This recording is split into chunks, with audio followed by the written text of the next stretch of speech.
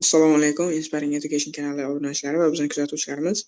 Bugungi video tahlilimizda biz kanalimizda tashlab borilgan Al-Xorazmiy testining Al-Xorazmiy maktabining kirish imtihoniga tayyorlangan repetitsion testning tahlilini ko'rib chiqamiz. Xo'p, bu testimiz 15 ta testdan iborat. Demak, boshladik. Xo'p, birinchi savolimiz to'g'ri burchak ichida markazi bir xil bo'lgan ikkita doira chizilgan. Kichik doiraning radiusi 7 sm, katta doiraning radiusi 21 sm. Shakldagi bo'yalgan qismning bo'yalmagan qismga nisbati 2/7 ekan. Xo'p, shaklning bo'yalmagan qismini topishimiz kerak ekan. Yuzini p ni 22 taqsim 7 deb olishimiz kerak ekan. Demak, xo'p, bizda kichkinasi 7 radius, katta 21 ga teng. Xo'p, demak, kichkina yuzani topib oladigan bo'lsak, kichkina k bilan belgilangan. Pi r kvadrat, ya'ni pi ko'paytirilgan 7 ning kvadrati. Pi ni yozib oladigan bo'lsak, 22 bo'lingan 7 ko'paytirilgan 7 ning kvadrati. 7 larni bittasini bo'lib olsak, 1 qoladi bizga, ya'ni kichkinamiz yuzi 22 ko'paytirilgan 7 ekan. Hop, katta aylanani yuzini topadigan bo'lsak, endi pi ko'paytirilgan 21 ning kvadrati bo'ladi. Endi ya'ni 22 bo'lingan 7 ko'paytirilgan 21 ni 7 ning kvadrati ko'paytirilgan 3 ning kvadrati qilib yozib olsak bo'ladi, ya'ni 21 ning kvadratini.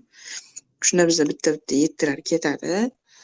Demak, bizda endi nima qolyapti? 22 ko'paytirilgan 9 kelyapti, 63 qolyapti. Hop, ya'ni bu 2 ko'paytirilgan 693 ga teng. Hop, 6 1386 bo'lar ekan. Hop, demak, endi nima qilamiz? Bundan kichkina aylanamiz yuzasini ayirib tashlasak, bizda bo'yalgan yuzani yuzasi kelib chiqadi. 1386 dan ayiramiz 22 ko'paytirilgan 7 ni. Bu 22 ko'paytirilgan 7 bizda. Hop, 154. Ikkalasini ayiradigan bo'lsak, 2. Hop, 8 dan 5 ayiradigan bo'lsak, 3. 13 dan 1 ayiradigan bo'lsak, 12. Ya'ni 1232 bo'lyapti va bu bo'yalgan yuzamiz. Ya'ni S endi bo'yalgan deb qo'yaylik, shtrix bo'ladi, ya'ni bo'yalgan yuzani bildiradi. Hop, 1232 ga teng. Buni endi buni bo'yalmagan yuzaga nisbatini qaraydigan bo'lsak, 2/7, ya'ni buni biz 2 ga bo'lib turib 7 ga ko'paytiradigan bo'lsak, biz jami bo'yalmagan yuzani topa olamiz.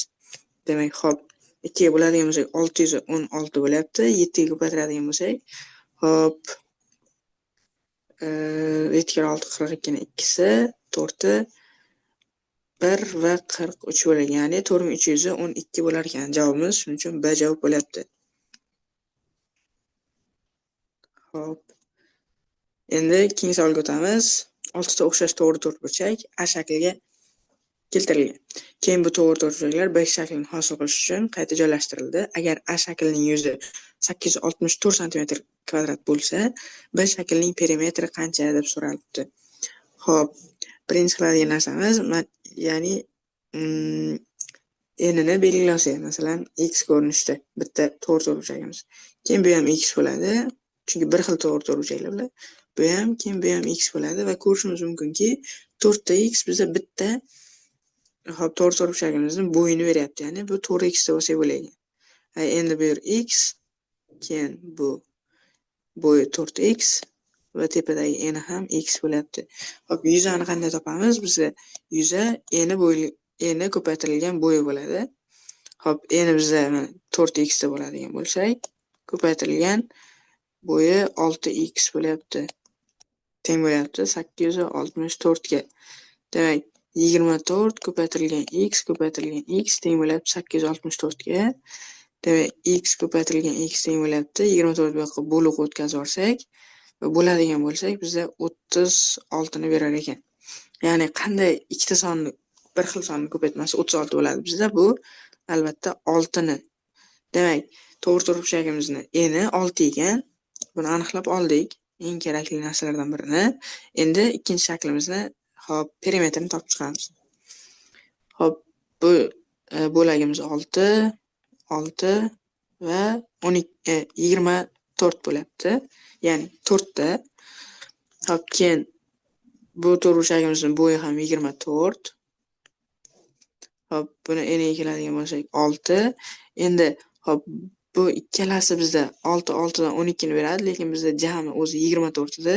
Demak, 12 ni ayirib tashladigan bo'lsak, mana shu qisqa joyimiz ham 12 lik kelib chiqadi. Hop, keyin bu yoq 24. Keyin ikkita n ni qo'shadigan bo'lsak, 6 ni 12. Hop, bitta to'rtburchakning bo'yi yana bizda 24 va ikkita yana 6 ni qo'shib qo'yamiz. 12 ni berar ekan. Yana bitta bo'lagimiz qolib ketibdi mana yerda. Hop, bu yerda bitta to'rtburchakning bo'yi o'zi 24 edi, lekin mana yerda 3 ta n ni, ya'ni 18 ni ayiradigan bo'lsak, bizda mana shu qism uzunligi kelib chiqadi, ya'ni 6 ligi. Hop, biz hammasini yozib oldik. Endi perimetrni hammasini qo'shib chiqamiz. Demak, 24 qo'shilgan 12 qo'shilgan 6 qo'shilgan yana 24 qo'shilgan ikkita 6. Ikkita 6 ni 12 ko'rinishda yozib ketsak ham bo'ladi. 12 yana bitta 24 keyin 6 12 18 va 24 12 36 bo'lyapti. Hop, pastga yozaman. Endi hop, guruhlab qo'shadigan bo'lsak, masalan 24 ga 24 48, 12 ni qo'shsak 60 plus 6 ga 24 ni qo'shadigan bo'lsak 30. Keyin 12 ga 18 qo'shadigan bo'lsak 30 va 30 qo'shamiz yana. 36 ni o'zini qo'shamiz. Hop, 30 60 120 ga 36 156 santimetr ekan. Demak, bizda shaklimizning perimetri 156 santimetr ekan. D javob bo'lyapti bizda. Hop, 3-savolimizga ham keldik. Agar n musbat son butun son bo'lsa, hop, uning ikkita eng kichik bo'luvchilar yig'indisi 3 ga, ikkita eng katta bo'luvchilar yig'indisi 225 ga teng bo'lsa, n ning qiymatini toping deyiladi. Hop, demak, eng kichik o'zi bo'linuvchi bizda 1 ga teng bo'ladi va ikkinchi bo'linuvchi shundayki, ularning yig'indisi 3 bo'lishi kerak va bu tabiiyki bizda ikkinchisi 2 lik kelib chiqadi, chunki yig'indisi 3 bo'lishi kerak. Hop, endi bo'luvchilarni yozib chiqsak, bir qator, hop, keyin oxirida shuni yozishimiz kerak mana shu yerga. Buni 2 ga ko'paytirganimizda bizda o'sha n sonimizni berish kerak. Ya'ni buni n bo'lingan 2 deb yozsak bo'ladi va hop, endi n ni o'zini yozamiz, chunki n ni o'ziga ham bo'linadi. Demak, bu ikkalasi bizda eng katta ikkita bo'luvchi. Hop, ikkalasining yig'indisi endi 225 ekan. Ya'ni n qo'shilgan bo'lingan 2 teng bo'lyapti 225 ga. Hop, demak, bu ikkalasini qo'shadigan bo'lsak, bizda 3 ta n bo'lingan 2 hosil bo'lyapti. 225 ga tenglaymiz. Va shunda n'imiz topadigan bo'lsak, 225 ni 2 ga ko'paytirib 3 ga bo'lamiz. Va n bizda 150 lik kelib chiqadi. Hop, shunda demak, to'g'ri javobimiz D javob ekan. Ya'ni 150 bo'lar ekan sonimiz. Hop, 4-savolga keldik. Yo'ldosh va Javohirda bir qancha pullar bor edi. Javohir $70 sarflagach, uning puli yo'ldoshnikidan 2 marta ko'p bo'ldi. Yo'ldosh keyin $300 oldi va endi uning puli Javohirning dastlabki pulidan 3 marta ko'p bo'ldi. Oxirida ikkalasining jami puli qancha deyilibdi. Hop, birinchi Javohirda x bo'ladigan bo'lsa, $70 ishlatdi. Endi x minus 70 bo'ldi. Uning puli yo'ldoshnikidan 2 marta ko'p edi. Demak, yo'ldoshnikiga keladigan bo'lsa, hozir x minus 70 bo'lingan 2 bo'lib turibdi. Yo'ldosh keyin $300 oldi va endi uning puli Javohirning dastlabki pulidan 3 marta ko'p bo'ldi. Hop, endi $300 oldi yana qo'shib va bu endi Javohirda dastlabki pul x edi, shundan 3 marta ko'p bo'ldi, ya'ni 3x ga teng bo'lyapti. Mana shu tenglamamizni ishlab olamiz. Hop, demak, bu yo'ldosh, ya'ni x minus 70 bo'lingan 2 teng bo'lyapti 3x minus 300 ga. Hop, x taqsim 2 minus 35 teng bo'lyapti 3x minus 300 ga. Xo'p, noma'lumlarni bir tarafga o'tkazamiz. Tenglik chap taraf, o'ng tarafiga. Ma'lumlarni chap tarafga o'tkazib olsak, ya'ni bizda hosil bo'ladi 300 minus 35. Xo'p, teng bo'ladi 3x minus x bo'lingan 2 ga, yarimta x ga. Demak, buni ayiradigan bo'lsak bizda 265 va 5 bo'lingan 2, ya'ni 2 yarimta x qolyapti. Demak, ximiz teng bo'lyapti 265 ko'paytirilgan 2 bo'lingan 5 ga. Hop, buni ko'paytiradigan bo'lsak 0, 1 bo'lingan 5. Ya'ni 106 bo'lyapti. Demak, boshida javohirda 106 bo'lgan, hozir 70 dollar ishlatgandan keyin 36 qoldi. Endi hozir yo'ldoshda qancha pul bor? Yo'ldosh pulini topadigan bo'lsak, 106 dan 70 ayiramiz 36, 2 ga bo'lsak 18 plus 300. 318 pul bor ekan. Demak, 318 ga 36 ni qo'shib qo'yamiz. Demak, bizda jami 354 dollar pul bor ekan hozir ikkalasi jami bu. Demak, B javob to'g'ri bo'lyapti. Xo'sh. Shunday qilib 5-savolga yetib keldik. ABCD kvadrat BPQ teng yonli uchburchak. Demak, bular teng yonli. Xo'p. Endi BPQ burchakni topishimiz kerak ekan. BPQ. Mana shu burchakni topishimiz kerak ekan. Xo'p, bizda kvadratligi berilgan, ya'ni har bitta burchagi 90 gradus bo'lishi kerak. Har qanday burchak. Demak, 90 gradus bo'ladigan bo'lsa, uch burchakni ichki burchaklari yig'indisi 180 bo'lishi kerak. Ya'ni bu burchagimiz bizda 40 gradus bo'lishga majbur bo'ladi. Xo'p, demak, endi bu burchagimiz ham jami 90 bo'lishi kerak. Bizda 40, 42 bor va bu burchagimiz 8 gradusligi ma'lum bo'ladi. Endi 8 gradus, 54 gradus, ya'ni bu katta burchagimiz, uch burchakning bitta burchagi 62 gradus bo'lyapti. Endi teng yonli uchburchak bo'lgandan keyin asosidagi, mana shu asosidagi burchaklar, ikkita burchak bir-biriga teng. Bu ham bir xil. Hop.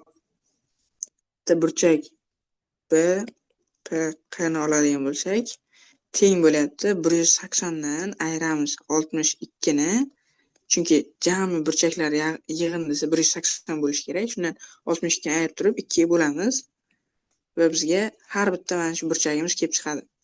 Demak, 180 dan 62 ni ayiradigan bo'lsak, hop, 118, 2 ga bo'ladigan bo'lsa 59 gradus bo'lyapti. Demak, to'g'ri javobimiz A javob ekan. Hop.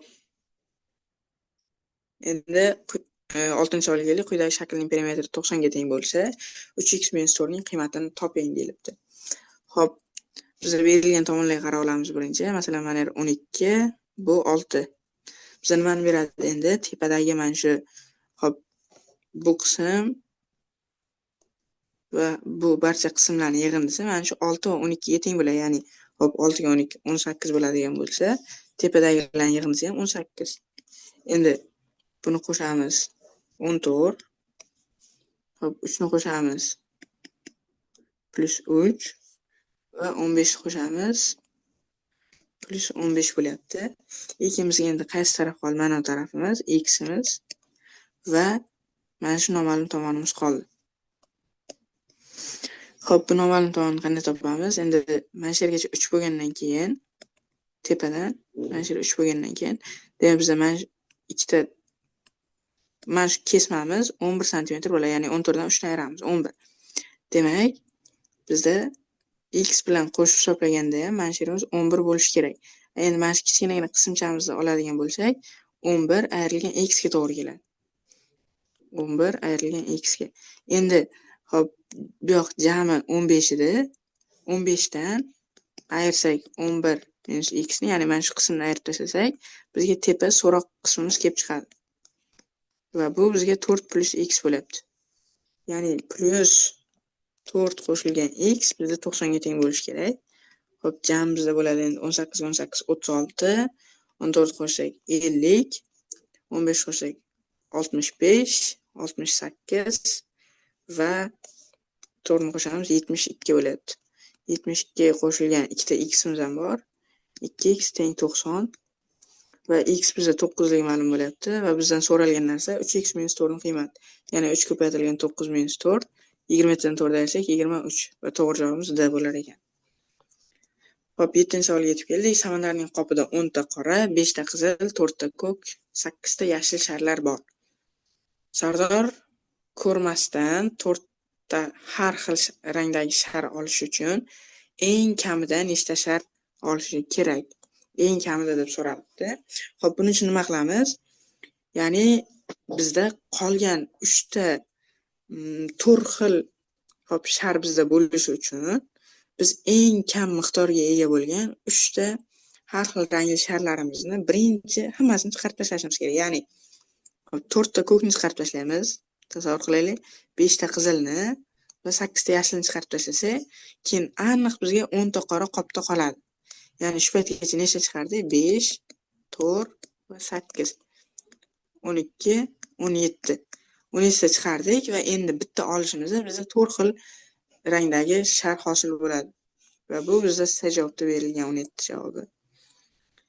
Xo'p, 8 ga keldik. Zalda 1518 ta o'g'il bola va qiz bola bor edi. O'g'il bolalarning 3 dan 2 va qizlarning 5 dan 1 qismi zalni tark etgach, qolgan qizlar soni qolgan o'g'il bolalar sonidan 2 marta ko'p bo'ldi. Dastlab qizlar nechta edi? Xo'p, demak, qizlarni, masalan, o'g'il bolalarni O bilan belgilaydigan bo'lsak, qizlarni Q bilan belgilab turadigan bo'lsak. Xo'p, demak, o'g'il bolalarni o'zi 3 dan 2 qismi tark etdi. 3 dan 2 uni ayirib tashlaydigan bo'lsak, endi 3 dan 1 qismi qolibdi o'g'il bolalar. Zalda. Endi qizlarni 5 dan 1 qismi tark etgan bo'lsa, 5 dan 4 qismi qolibdi zalda. Endi bular o'rtasidagi bog'liqlik qanday? Ya'ni, hop, qizlar, qolgan qizlar o'g'il bolalardan 2 marta katta, ya'ni 3 dan 1 o'g'il bolalarni 2 ga ko'paytirsak, bizda qizlarning 5 dan 4 qismi kelib chiqadi. Hop, demak, qizlarni topib oladigan bo'lsak, mana shu yerda 5 ko'paytirib o'tadi, 4 bo'lingan bo'lib o'tadi. Ya'ni 5 bo'lingan 3 ko'paytirilgan 2 bo'lingan 4. Ya'ni 5 bo'lingan 6 o'g'il bolalar bo'lyapti. Xo'p, endi biz qiz bolalar va o'g'il bolalarning hammasini qo'shsak, ya'ni o'g'il bolalarning o'ziga qizlarni qo'shamiz. 1518 ga teng bo'lishi kerak. Xo'p, bu ikkalasini qo'shadigan bo'lsak, umumiy mahraj berib 11 bo'lingan 6 bo'ladi. 1518 ga teng bo'lyapti. Xo'p, o'g'il bolalarni bu yerda topoladigan bo'lsak, 6 ni ko'paytirib o'tkazamiz, 11 ni bo'lib o'tkazamiz. Demak, 11 ga bo'ladigan bo'lsa 1, 41 ichida 3 tadan va 88 ichida 8 tadan ko'paytirilgan 6 bo'lyapti. Bu o'g'il bolalarning soni. Endi qizlarni topadigan bo'lsak, 1518 dan ayiramiz. Hop, 48 8 4, 18 2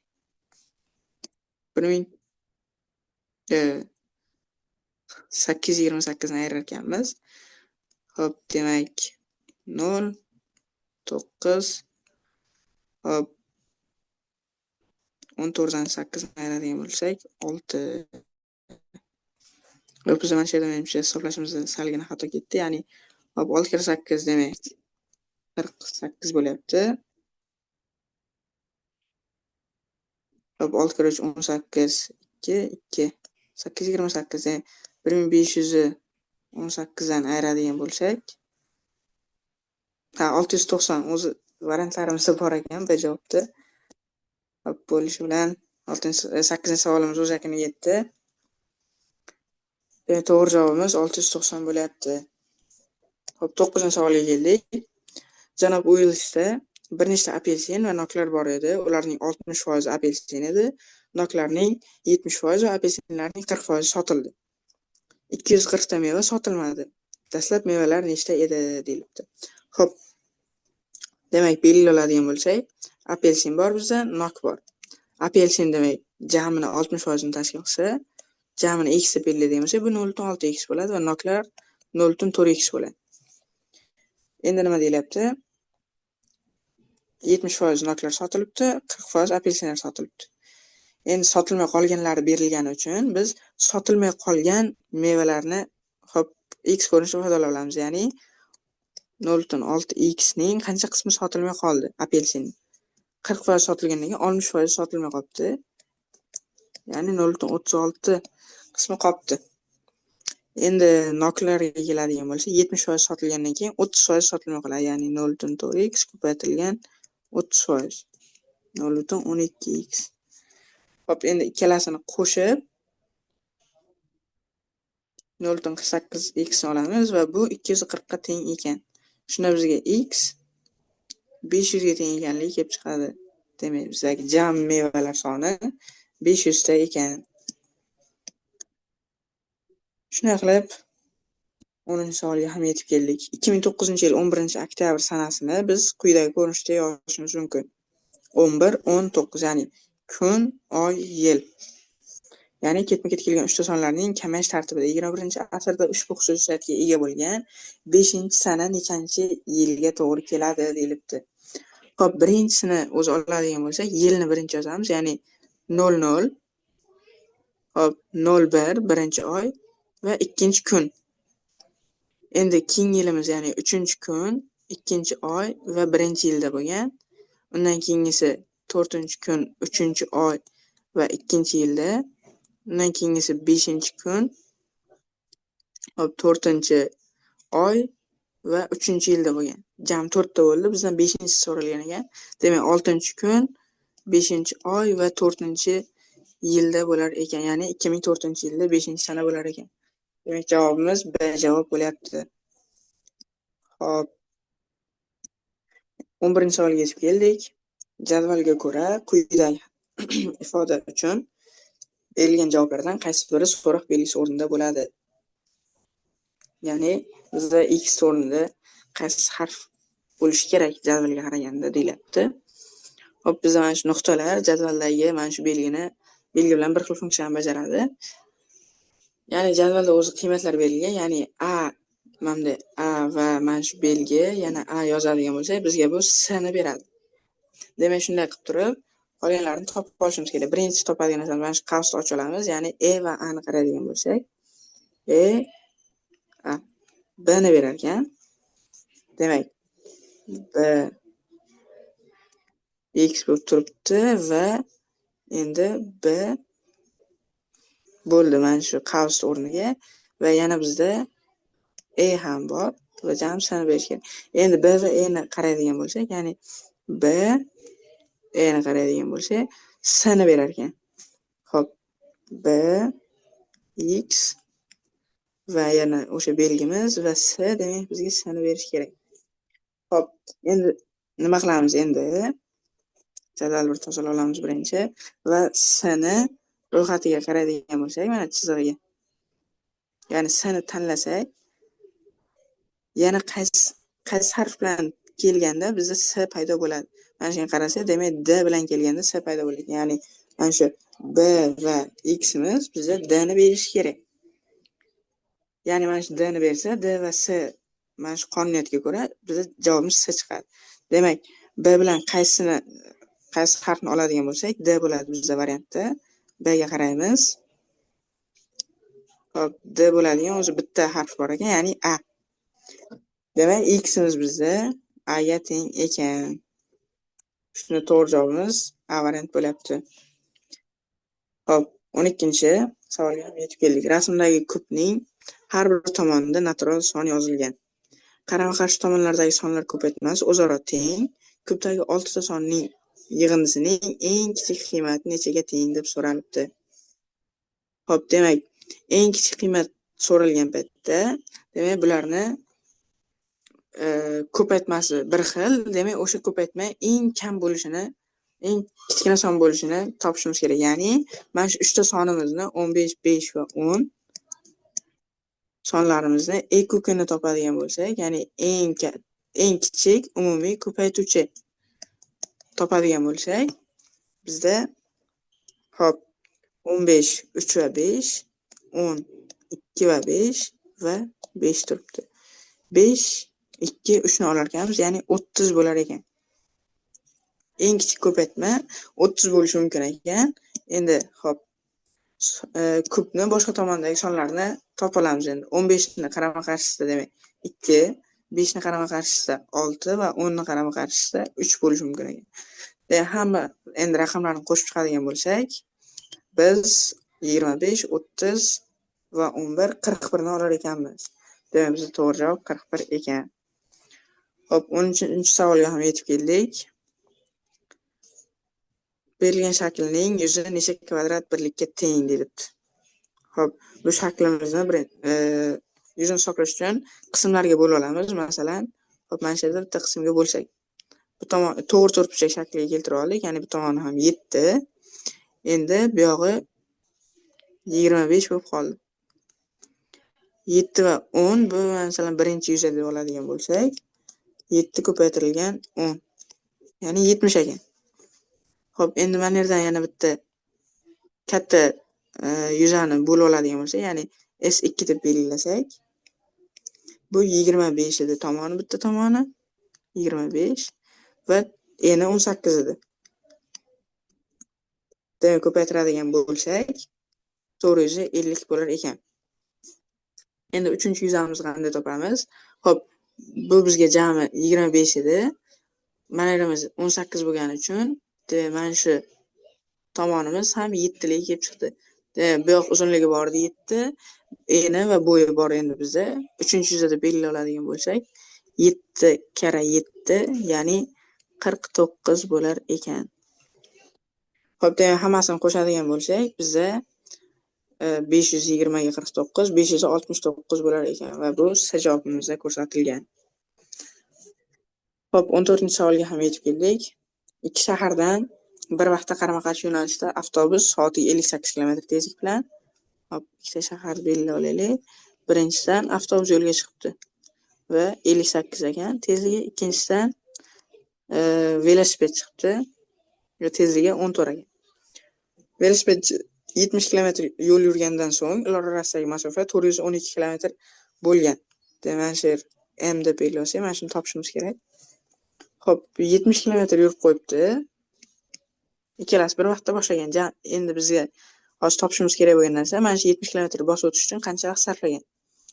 Hop, tiq belgilay oladigan bo'lsak vaqtimizni, masofa bo'lingan tezlik bo'ladi.